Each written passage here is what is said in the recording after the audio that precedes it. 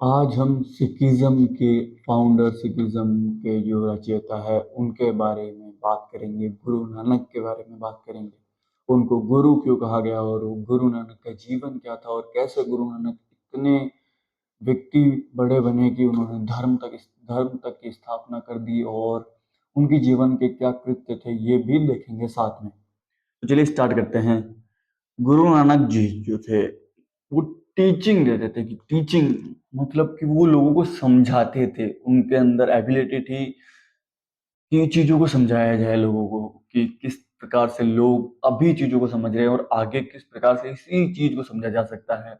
कैसे चीज़ों को एक किया जा सकता है, कैसे चीज़ों को समझा जा सकता है, ये उस समय नानक ने किया था।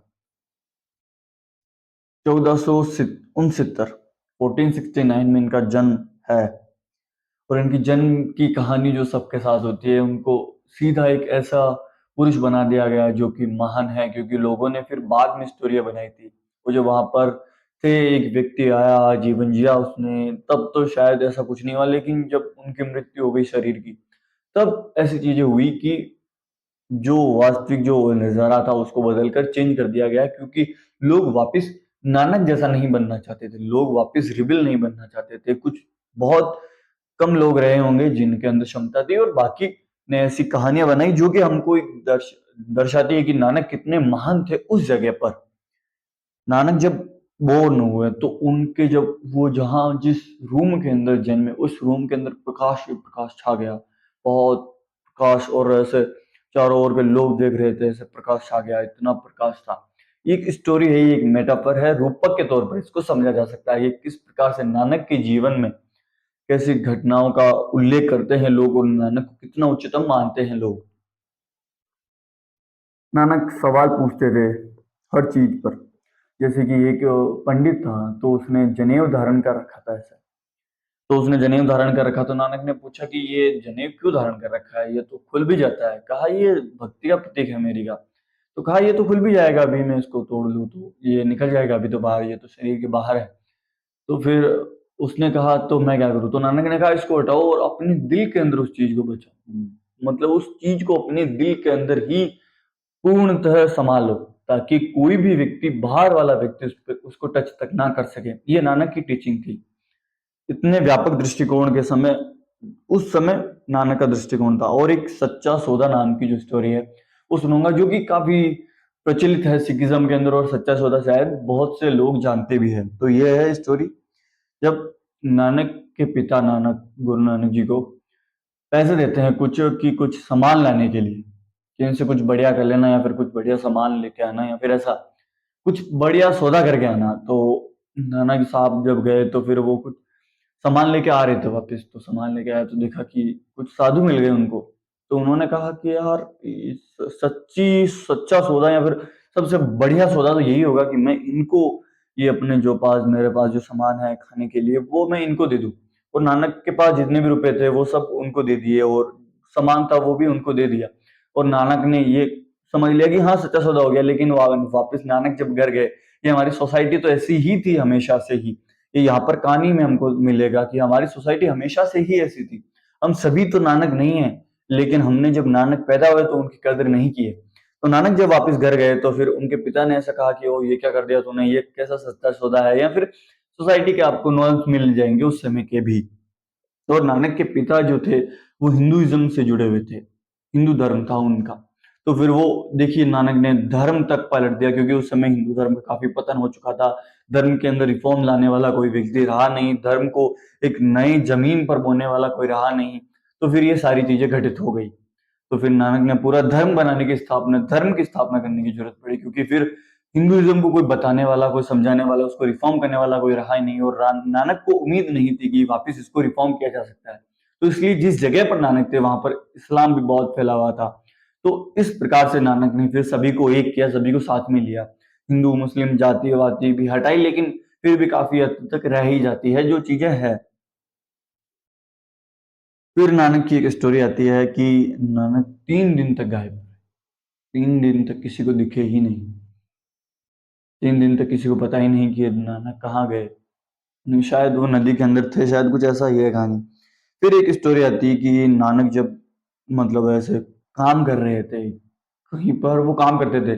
तो वहाँ पर एक गिनती गिन रहे थे वो, मतलब काउंटिंग कर रहे थे 1 2 3 4, फिर ऐसे हिंदी में कर रहे थे, वहाँ पर 13 आया और फिर 13-13 करते-करते वो 13 पर पहुँच गए और फिर सब 13 है, सब 13, 13, 13, 13 और वहाँ पर उनकी शुरुआत हो गई ऐसा कहा जाता है।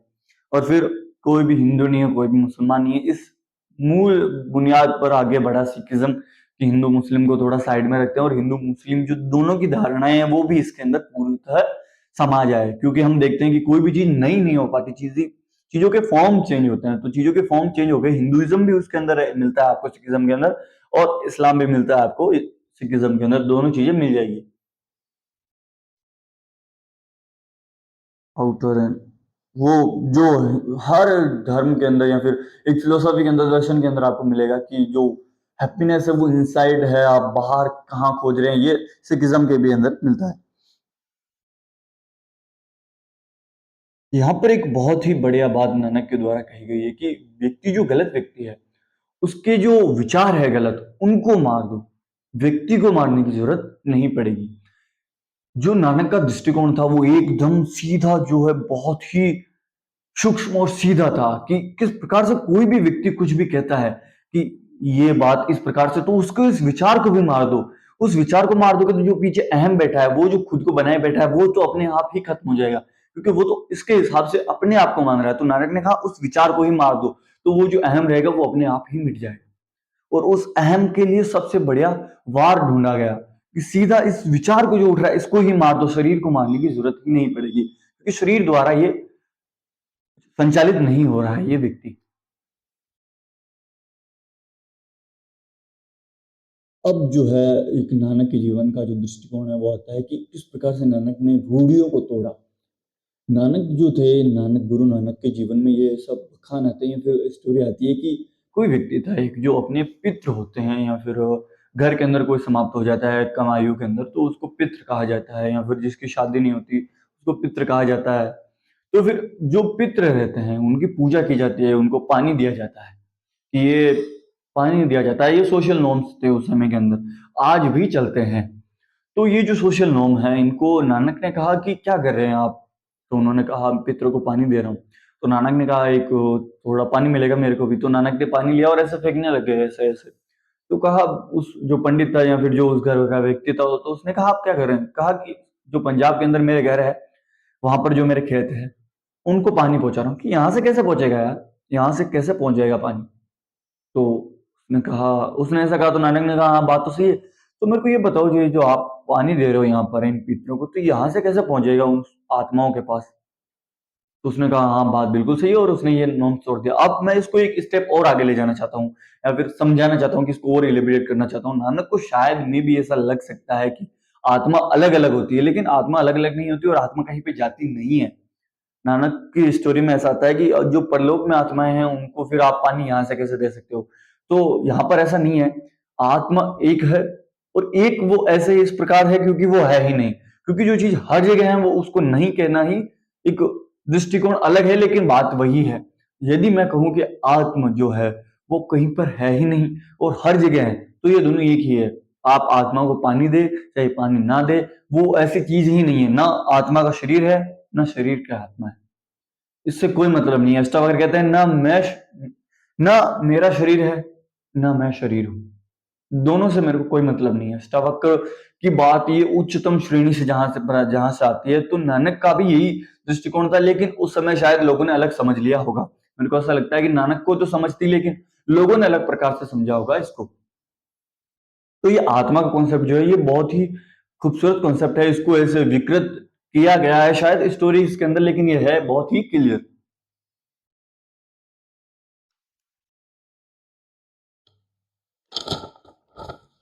तो आगे चलते हैं।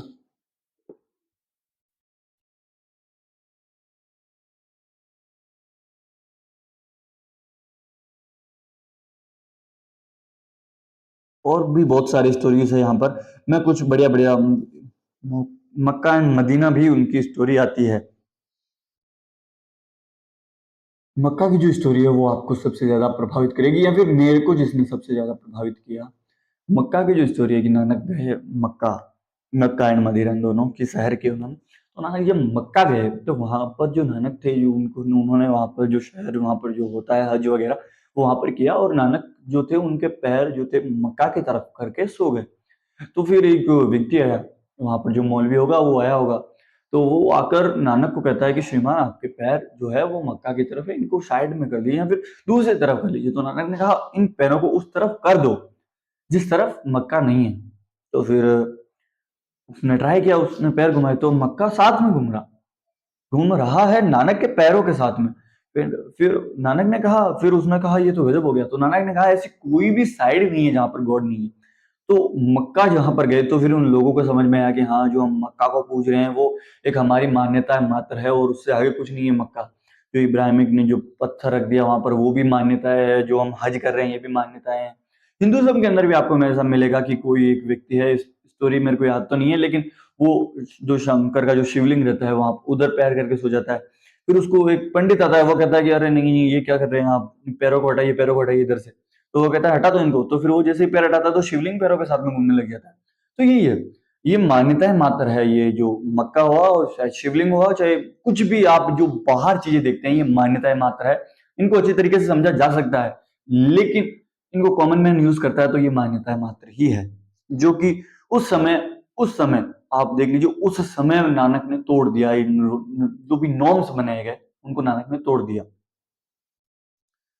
28,000 किलोमीटर ट्रैवल किया नानक साहब ने। ये जो घूमने वाली जो होती है वृत्तियां, शायद ये मैंने कबीर में भी देखी है, कबीर साहब के अंदर भी, और भी बहुत सारे लोगों के अंदर देखी है, आदि शंकराचार्य के अंदर भी यही भी मिलती है, और भी लाओसू के अंदर भी ये मिलती है। और जो ट्रैवल करते हैं ये लोग जो रहते हैं, ये जो इनमें कुछ स्पेशल स्पेशल तो नहीं कह सकते, लेकिन इनमें कुछ डिफरेंस जो रहता है, ये इस प्रकार से रहता है कि ये घूमते बहुत ज्यादा है, इनको ट्रैवल बहुत पसंद रहता है। तीन रूल है सिखिज्म के अंदर: कीर्त करो, नाम जपो, वरन चको। इसके अंदर है कि कीर्त करो यानी कि ईमानदार रहें, नाम जपो यानी ओम, ये जो चैंटिंग रहती है वो करो, वरन चको, और शेयरिंग शेयरिंग मतलब आप चीजों को दो दूसरों को, आप चीजों को दो दूसरों को। और नानक जो थे उनके जीवन के अंदर ये भी आता है कि किस प्रकार से नानक के जीवन में, कि नानक खुद खेती करते थे, अपनी किसानी वो खुद करते थे। ये जब नानक थे यहाँ पर, तो ये कंडीशन थी नानक की। आप देख सकते हैं कि किसी को, ऐसे नहीं कह रहा हूं कि मैं ये कंडीशन दी या फिर नानक को उस समय उतना ऊंचा दर्जा नहीं मिला, लेकिन उस समय भी दर्जा मिला। लेकिन उस समय नानक ये काम कर रहे थे, उनके ऐसे जितने भी मान लीजिए शिष्य भी रहे होंगे, तो फिर भी नानक ये काम कर रहे थे। और कुछ ऐसा भी कह सकते हैं आप कि उस समय जो सोसाइटी थी वो नानक की कदर नहीं कर रही थी, नहीं कर रही थी और नहीं कर रही थी।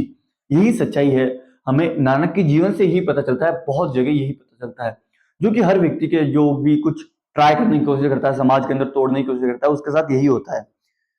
तो नानक अपना फार्मिंग का काम खुद ही करते थे, खुद वही सेंग, और भी बहुत सारी है, नाइटन से। तो अब हम बात करेंगे अपोजिट साइड, नानक के जीवन के अपोजिट साइड। नानक ने जब कहा कि जनेऊ धारण करने से ये प्रॉब्लम है, जनेऊ की मतलब आप इसको बाहर धारण कर रखें, लेकिन इसी का इम्पैक्ट सिखिज्म पे हो गया। पगड़ी धारण कर रखी है, कड़ा धारण कर रखा है, ये देखिए आपको मैं ऐसे दिखाता हूँ कि ये कड़ा है, अभी अभी मैंने डाल लिया और ये वापस निकाल दिया, सिंपल। लेकिन सिखिज्म के अंदर ये एक उनका उनकी आइडेंटिटी हो गया है। और दूसरा, नानक ने मक्का को ऐसे कहा कि जिस तरफ मैं जा रहा हूं तो फिर मेरे से, नानक को खुद से तो मतलब नहीं था, लेकिन नानक ने कहा कि हर तरफ मक्का ही है, या फिर हर तरफ मंदिर ही है, या फिर हर तरफ गुरुद्वारा है। लेकिन ऐसा देखने को मिलता है, अपनी जीवन की सच्ची घटना बता रहा हूँ।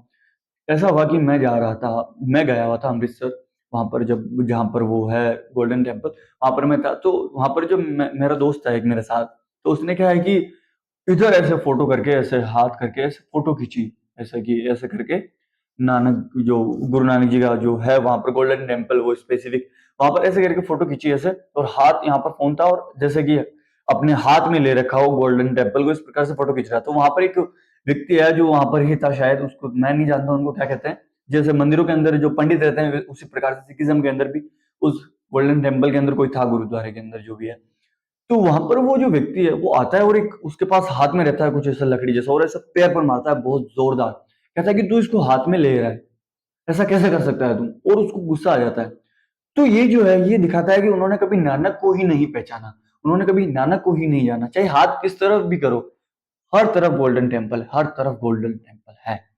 ये नानक की शिक्षा थी, लेकिन लोगों ने नानक को ही नहीं समझा, और ये वास्तविकता है।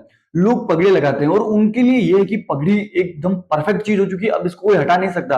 वो बाल नहीं कटवाते और वो ऐसे कड़ा रखते हैं हाथ में और कृपाण बोलते हैं शायद, वो लगाते हैं यहाँ पर और उनको लगता है कि यही सिखिज्म है। नहीं, ये सिखिज्म नहीं है, ये नानक का जीवन दर्शाता है, कोई दूसरा नहीं है, नानक का ही जीवन दर्शाता है। नानक के जीवन में ये स्टोरी मिलती है। अगर इनको जस्ट मतलब सिर्फ सीधा सिखिज्म पे ही अप्लाई कर दिया जाए तो सिखिज्म के अंदर ये नहीं मिलती। जैसे हिंदू धर्म की जो हिंदुइज्म के अंदर जो है उपनिषदों की जो है व्याख्या या फिर उपनिषदों का जो उच्चतम ज्ञान है वो हिंदुइज्म के अंदर ही नहीं है। लोग पत्थर पूज रहे हैं, तो क्या ये हिंदुइज्म है? नहीं, ये हिंदुइज्म नहीं है। उसी प्रकार से जो लोग सिखिज्म को इस प्रकार से लेते हैं लोकल वे के अंदर, तो ये सिखिज्म नहीं है, सिखिज्म का लोक धर्म है या फिर इसको लोक धर्म ही कहा जाना चाहिए। तो ये और भी हो सकता है, बहुत सारी चीजें हो सकती है। जैसे कि अभी सिखिज्म के अंदर लोग ऐसे जो है, मैंने सच में देखा है सिखिज्म के अंदर लोग बहुत ही ज्यादा उनको ऐसे रहता है कि वो पहले तो ऐसे भोले स्वभाव के रहते हैं कि मतलब उनके अंदर वो उतनी जो होशियारपंथी वाली रहती है वो नहीं रहती। और दूसरी जो रहती है कि सिखिज्म वाले लोग बहुत गुस्सा करते हैं। और तीसरी रहती है वो ईमानदार रहते हैं। ये जो उनके अंदर है वो बी ऑनेस्ट हमेशा रहते हैं कि मतलब वो दूसरों के काम ही आना पसंद करते हैं। लेकिन एक उनके अंदर ये चीज है कि वो किसी भी ऐसी बाहरी चीज जो नानक ने नकार दी थी वो नहीं नकार पाते। जैसे नानक ने हिंदू धर्म को नकार दिया लेकिन वो सिख धर्म को नहीं नकार पाते। उनके अंदर ये क्षमता नहीं है, नानक को कभी नहीं समझ पाए वो।